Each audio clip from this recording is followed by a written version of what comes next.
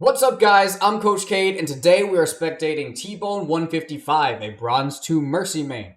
And this video is made after the patch, where Mercy has been nerfed in some areas and buffed in others, and so it's going to be quite exciting to see how our Mercy main reacts to that. I love that you're hiding in the bush, but it's safer for you to hide behind that wall over there. Like, if you're trying to stay out of the way of danger, there's a perfectly safe wall to hide behind.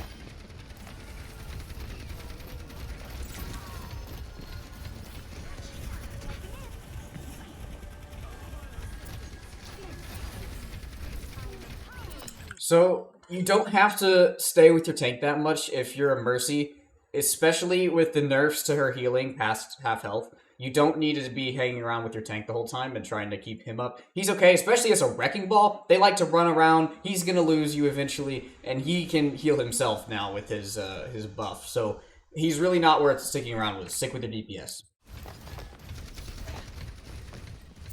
Or your other support. She needs help. So you're staying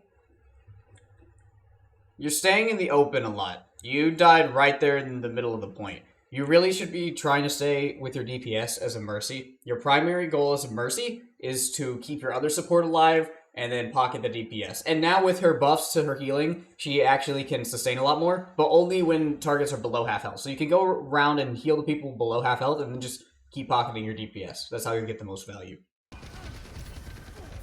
Like, you don't need to run with your Wrecking Ball. Stop chasing your Wrecking Ball. You just kind of left your team alone. And you cannot follow a Wrecking Ball. Don't even try.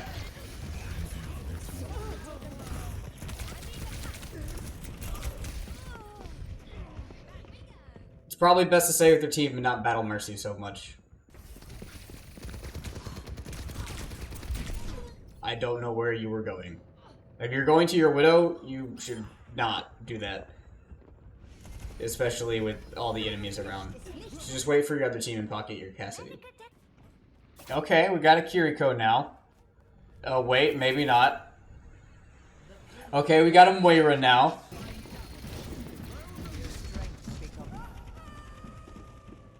Don't worry, every bronze does it. Try to be more aware of which of your teammates... Oh, well, he fell off the map too. Look at that.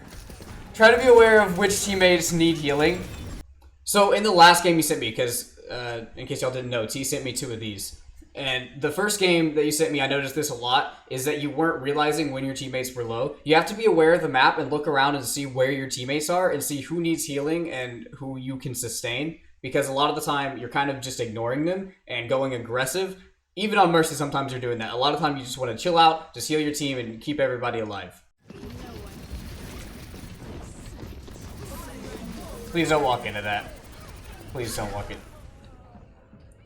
Don't walk into that. Keep your distance. Moira's beam heals and deals damage super far. You can totally keep your distance. There's no reason for you to be that close. A lot of the time, as a support, a lot of your job is just staying alive so that you can keep your team alive. And like right there, you didn't really need to touch. Just kind of let your Wrecking Ball deal with that. You don't frontline as a support. You have to be real careful about attacking whenever your team is slow. It's fine to go aggressive and to deal some damage, but not, oh, you are dead here. Yeah. Remember to stay back. As much as possible, stay behind your team. As a support, you should make it your goal to be the last person dead.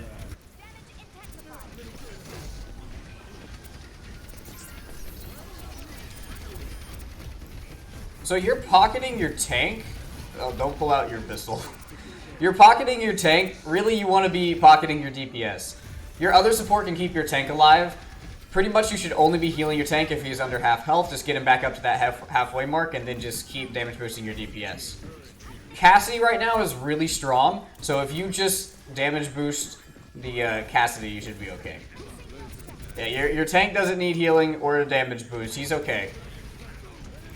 Just give that to your DPS. The role is called damage. They're the ones supposed to be dealing all the damage, so that's the ones you should be damage boosting. It's probably not worth going Battle Mercy against an Ana. She usually wins. It's best to just let your team deal with it. Although your Ramatra apparently decided he didn't want to deal with that. Yeah, he's got better things to do.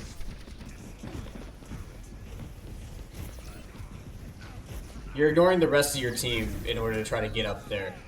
Yeah, if you can't reach somebody, then just help the rest of your team. If you can't reach that Hanzo, then just make sure the rest of your team lives and the Hanzo's on his own. Don't let the rest of your team die and then die to try to help someone that you're unable to help.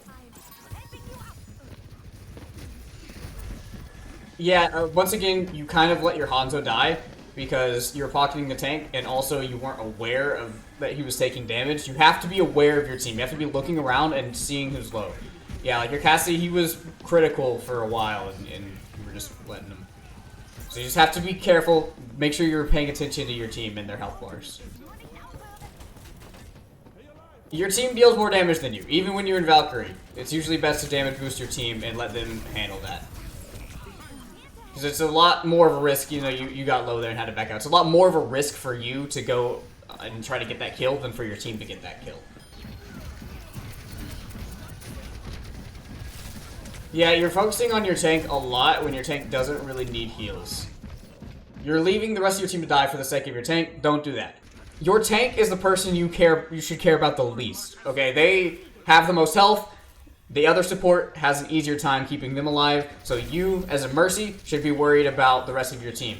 You have the ability to get to your team and help them out, and so you should be flying around trying to keep the rest of your team alive, especially your other support. Be careful about going too far forward. You want to play cover as much as possible, especially since the Guardian Angel nerf. You don't have the ability to run away as easily, so you want to be really careful and play around cover when you can. And you absolutely can here. You're standing in the open when you don't need to. You can just hide behind a pillar or behind one of those walls. Okay, then your team rolled the enemy team and you got the dub. Good stuff. Oh, wait. Oh. Mercy diff. Okay, so, T, good stuff. I have a few tips for you, and some of these come from the other game as well that you sent me. So, number one, I want you to pay attention to prioritizing targets. I want you to be aware of who on your team needs help, whether that be extra heals or extra damage.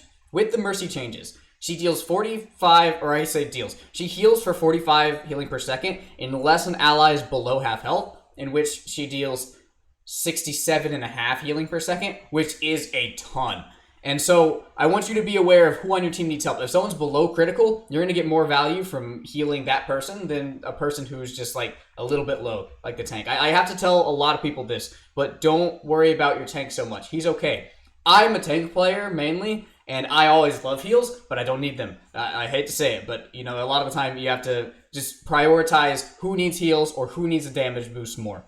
Also, you randomly pull out your gun a lot, and in several situations, you have let your team die in order to go Battle Mercy, and a lot of the time, you still get yourself killed for that, and I'm referring mostly to that first game that you sent me, is you died multiple times going Battle Mercy, and then also letting your team die. Don't do that. Mercy does not get her value from attacking. If you're trying to go aggressive, then you should be picking someone else. You played Moira briefly, and that was okay, and that's a more suitable character to go aggressive with if you're trying to go aggressive. But on Mercy, you should play a lot more passive, keep your team up.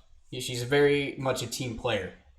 And finally, so I noticed for movement-wise and positioning, you like to do a backwards Guardian Angel a lot, which is something that was really, really useful before this nerf to her movement. But right now, it's not so good. So you go forward and then you bounce back, right? Well, she has a 20% movement reduction from doing that now, and also the 2.5 second cooldown on Guardian Angel means you can't just fly back and forth to your team. So you have to be a lot more careful with those Guardian Angels whenever you use them. And so I would suggest playing around cover a lot more so that you avoid dying. Sometimes you're still too far forward and you end up getting yourself killed. Just play behind a wall and just peek your teammates occasionally and save your Guardian Angel for when you need to escape. Hopefully this helps T and anyone else who might be watching. Make sure you like and subscribe if you found it helpful, and I'll make more guides soon.